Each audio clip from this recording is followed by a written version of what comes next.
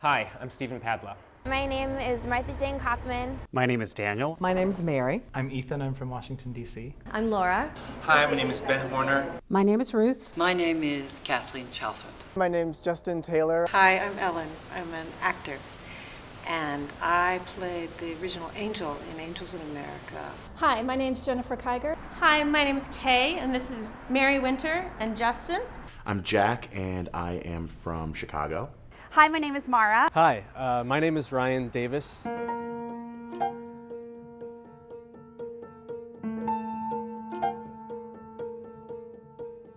Someone asked me the other day if a project like this would have helped me when I was a kid. I can't even imagine something like this when I was a kid. The internet didn't exist in 1988 when I was in 7th grade, and I was designated the class faggot. Every day, before school, recess, after school, Catholic school, faggot, faggot, faggot. I was picked on a lot. And it wasn't because I was gay, because I didn't know I was gay until much later, but mostly because I was different, or maybe because I was smart. I never asked. It was just a very lonely time. I'm the youngest of 7 kids. 4 of us are gay. When I was in high school and junior high school, 4 of my brothers tried to kill themselves, repeatedly. I grew up thinking that suicide was just something that you did if you had a bad day, if you got beat up, or if you were gay. I don't know what it's like to come out because I'm a straight person, and so I have not had to do that. But I know what it's like to be bullied because when I was 12 years old, my whole 6th grade class started the Hate Ellen Club. And every day, they'd do something different to me. And sometimes they tortured me physically, and sometimes they just made fun of me in different ways. I'm queer, and I also grew up with lesbian parents. That was something that I was very closeted about when I was younger, and I didn't want to tell anyone, and I was afraid to have people over to my house because I thought they would find out and they would tell people at school. It made me sick, physically sick. I missed 56 and a half days of school that year. And kids thought it was really funny when I did go to school to ask me if I had AIDS, like Ryan White. I was 12 years old. I never knew quite why I was being victimized this way. Years later, I met the girl at a party, the girl who had started the club. And she came up to me and she said, "I've thought of you every single day of my life, because I know what I did to you." And she said, "You had something that I wanted, and I didn't know what to do about the fact that you had something. You were special.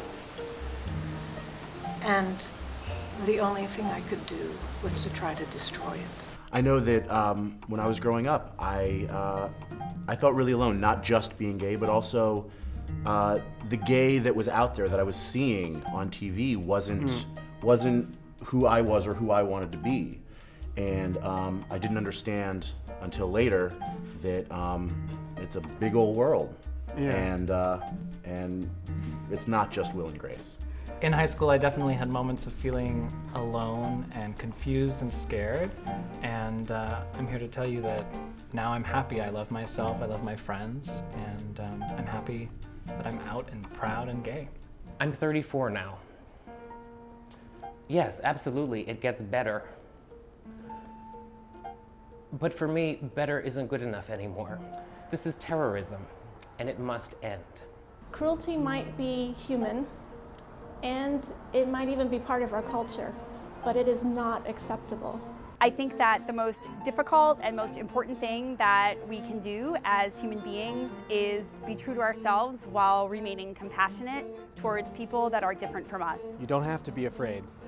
Don't be afraid of anything in yourself, and don't let anyone else make you afraid. Those differences will be celebrated by others as unique and beautiful. I didn't even begin to discover who I was, what I wanted to do, who or what I loved, until after that very sometimes difficult time. You are surrounded by people who love you and admire you, so that if one of those idiots dares to try to hurt you, don't give them any power. Go immediately to one of that army of people who loves you. I know that things will get better for you if they are bad now. It is somehow some beautiful end result of how life works. If anyone had said to me in the 70s when I was in high school that I would be married to a woman living in Connecticut and that we would have 2 wonderful children, I would have found that hard to believe. But I am here to tell you that I have all of that. And it's a great life, and it not only gets better, it gets great. I have a son, he's 17, he's also gay. Very proud of him. He's doing what he can to make this place better for you, for me, for all of us. If you really do discover that you have that in you, that you're the one you're waiting for, it does get better. Be an example, not a statistic. Love. Love who you love. Laugh. Find a way to laugh. Live. Every day, live. Because it will get better for you, and it can be better than better for all of us. Hi, I'm James Bundy, Dean of the Yale School of Drama and Artistic Director of Yale Repertory Theater. And I'm Vicki Nolan. I'm the Deputy Dean of the Yale School of Drama and the Managing Director of the Yale Repertory Theater. I'm Joan Chanick, the Associate Dean of the Yale School of Drama. We work in a community of 200 students from all over the United States and all over the world, and of more than 150 faculty members, staff members, and guest artists. And we're here to tell you, it gets better.